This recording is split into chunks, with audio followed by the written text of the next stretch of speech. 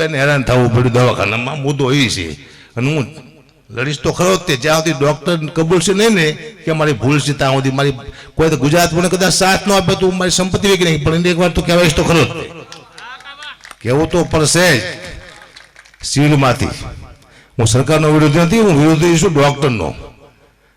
અને એક ડૉક્ટર સલાહ આપે બેઠા બેઠા, એ તો મારો હિસાબ માગે, તમે 3-4 લાખ રૂપિયા લો છો ક્યાં નાખો છો તમે? કેમ પ્રાઇવેટમાં ઓછા પૈસા કરાવ્યા?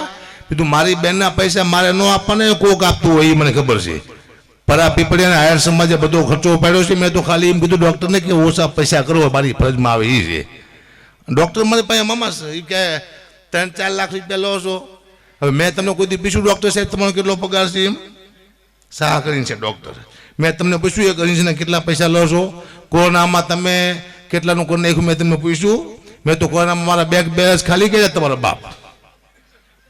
કોરોનામાં મેં મારું બધા ખાતા ખાલી કર્યા. તમે શું કર્યું? તમે કોકના ખાતા ખાલી કરી ગયા, પાછું તમે મને સલાહ આપો છો? તમે સિવિલમાં હાજર નહોતા, તમને શું ખબર પડી? મેં આજ આરટીઆઈ કર્યું મામા, એક સીસીટીવી કેમેરા મગાવ્યા છે, એવું દેખાય છે તો ખરો જ તેમાં શું શું થયું છે બધું પાકા પાયે.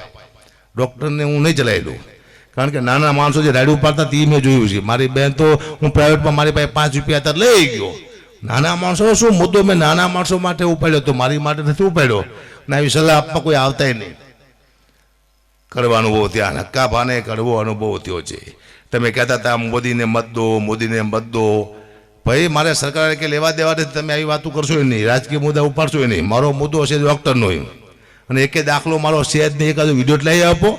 મેં કીધું કોક આને મત દો એમ, એક વિડીયો પણ લાવી આપણે પ્રોગ્રામ બંધ કરવું, આમને મત આપો આ પક્ષને. એમ મારો વિષય છે મારા ગુજરાતને આનંદ કરાવો, પબ્લિકને આનંદ કરાવો, અને બસ મને પબ્લિક પ્રેમ કરે, આ જ મુદ્દો છે.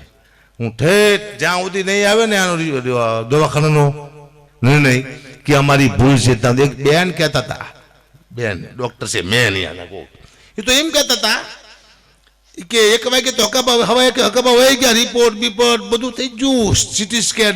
એટલે આ શું દે કરો, તમને ખબર જ નથી, તમે હતા જ દવાખાનામાં. મારી પાસે ફોટા પડ્યા છે, મારી પાસે રિપોર્ટ છે. 2 વાગે તો રિપોર્ટ ડૉક્ટર જોવા આવે છે, તો 1 વાગે હું કેવી રીતે વહી જોઈશું? ખબર નથી. એટલે બધા આવી ગયા મીડિયામાં ફટ. હું ઠેઠ લગી લડવાનો છું. શું કરવા? ગુજરાતના નાના માણસો માટે મને અનુભવ થયો. એટલે બધાને વિનંતી, કોઈ રાજકીય મુદ્દો લઈને અમારી પાસે આવતા નહીં. અમારો વિરોધ છે ડૉક્ટર હારે, બાકી કોઈ સરકાર હારે વિરોધ છે નહીં. ને કાં તો મજા આપણને પેકડે ભરાય ઓળખું બધાનું. હો ઘડીમાં રાજકીય મુદ્દો લઈ લેવા દીકરે. મને 2 અનુભવ થયા કરવા, 30 વર્ષ પહેલાં અને અત્યારે. પણ ત્યાં ડૉક્ટર નહીં, ડૉક્ટર ભગવાન છે. સલાહ ન અપાય, તમારે સારવાર કરવાની હોય બેઠા. મને કે 3-4 લાખ રૂપિયા લો, ચા નાખો લે. હું હિસાબ આપો બેઠા 3 લાખ રૂપિયા હું લેતો નથી, પણ લઉં ચાલો ને, માની લો 3 લાખ રૂપિયા મને 15 પ્રોગ્રામ મળે તો 45 લાખ રૂપિયા થયા મહિનાના, એટલે 50 લાખ રૂપિયા. 12 મહિનાના 6 કરોડ રૂપિયા થયા. 20 વર્ષથી પ્રોગ્રામ કરું, આપણે 10 વર્ષ રાખી, 10 વર્ષના થાય 60 કરોડ રૂપિયા. મારી પાસે અત્યારે 60 કરોડ રૂપિયા હોય, હું 3 લાખ લેતો હોય તો. એટલે હું ડૉક્ટર સાહેબને કહું છું, મારા ઘરે પધારો, મને ખાલી 6 કરોડ રૂપિયા આપીને મારી બધી સંપત્તિ લઈ જાઓ, ઉપાડો તમારી જાતનો, બધું લઈ જાઓ તમને. લો આવા હિસાબ મારા કે ડૉક્ટરમાં કે ડૉક્ટર તેવું બોલાય જ નહીં, એની સેવા કરાય. હવે ડૉક્ટર જવાબ દેવા આવશે, થાય છે શું ગુજરાતનું? કારણ કે આજ મને તકલીફ થાય, કાલે બીજાને થાય છે, નાના માણસ થાય છે, બધાને થાય છે. ડૉક્ટર એમ કહી દે છે વાર તો લાગશે, તે નો વાર લાગે તમારો હગો, વાર લાગવી જોઈએ.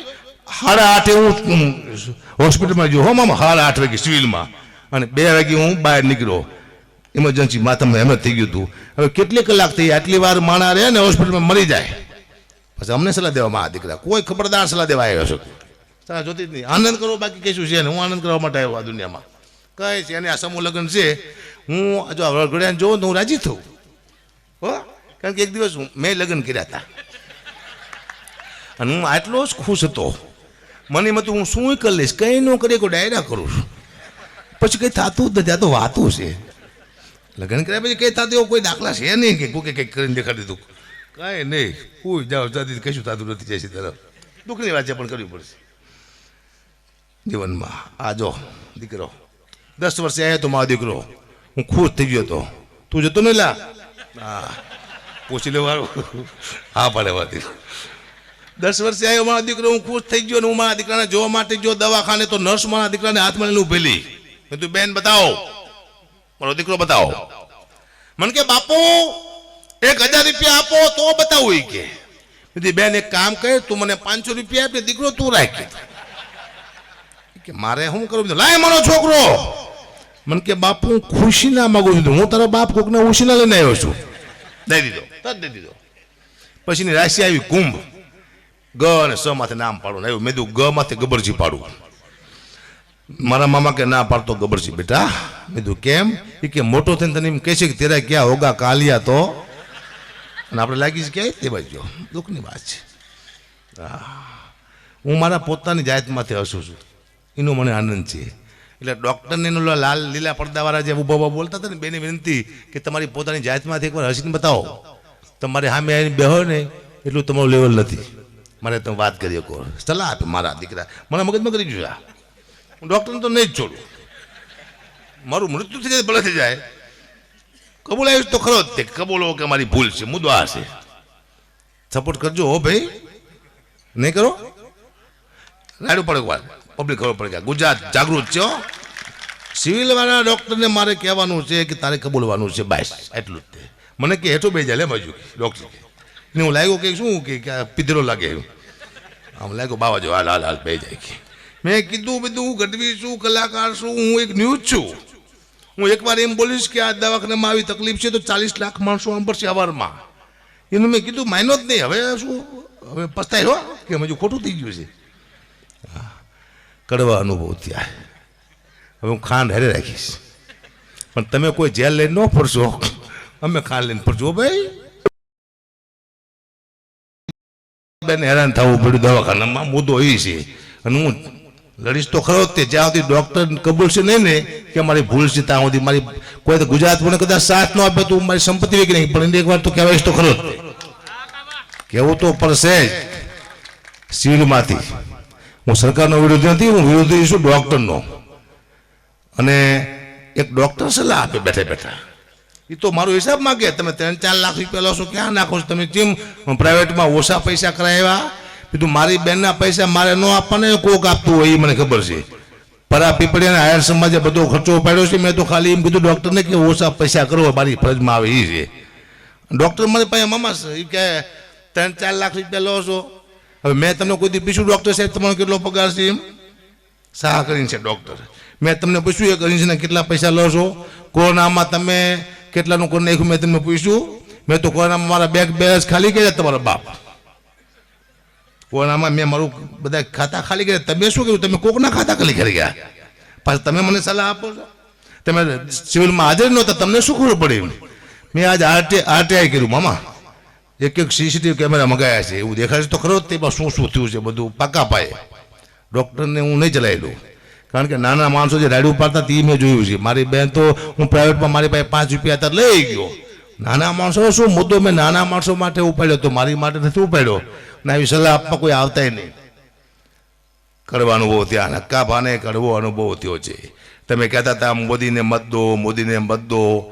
ભાઈ મારે સરકારે કે લેવા દેવા નથી, તમે આવી વાતો કરશો નહીં, રાજકીય મુદ્દા ઉપાડશો નહીં. મારો મુદ્દો છે ડૉક્ટરનો. અને એકે દાખલો મારો છે જ નહીં. એકાદો વિડીયો લઈ આપો. મેં કીધું કોક આને મત દો એમ. એક વિડીયો પણ લાવી આપણે પ્રોગ્રામ બંધ કરવું, આમને મત આપો આ પક્ષને એમ. મારો વિષય છે મારા ગુજરાતને આનંદ કરાવો, પબ્લિકને આનંદ કરાવો, અને બસ મને પબ્લિક પ્રેમ કરે, આ જ મુદ્દો છે. હું ઠેઠ જ્યાં સુધી નહીં આવે ને આનો દવાખાનાનો નિર્ણય કે અમારી ભૂલ છે, ત્યાં એક બેન કહેતા હતા, બેન ડૉક્ટર છે મેં નહીં આના કહું, એ તો એમ કહેતા હતા કે 1 વાગે તો હકાબા વહી ગયા, રિપોર્ટ બીપોર્ટ બધું થઈ ગયું, સિટી સ્કેન. એટલે આ શું દે કરો, તમને ખબર જ નથી. તમે હતા જ દવાખાનામાં, મારી પાસે ફોટા પડ્યા છે, મારી પાસે રિપોર્ટ છે. હો 2 વાગે તો રિપોર્ટ ડૉક્ટર જોવા આવે છે, તો 1 વાગે હું કેવી રીતે જોઈશું? ખબર નથી. એટલે બધા આવી ગયા મીડિયામાં ફટ. હું ઠેઠ લગી લડવાનો છું. શું કરવા? ગુજરાતના નાના માણસો માટે મને અનુભવ થયો. એટલે બધાને વિનંતી, કોઈ રાજકીય મુદ્દો લઈને અમારી પાસે આવતા નહીં. અમારો વિરોધ છે ડૉક્ટર હારે, બાકી કોઈ સરકાર હારે વિરોધ છે નહીં. ને કાં તો મજા આપણને પેખડે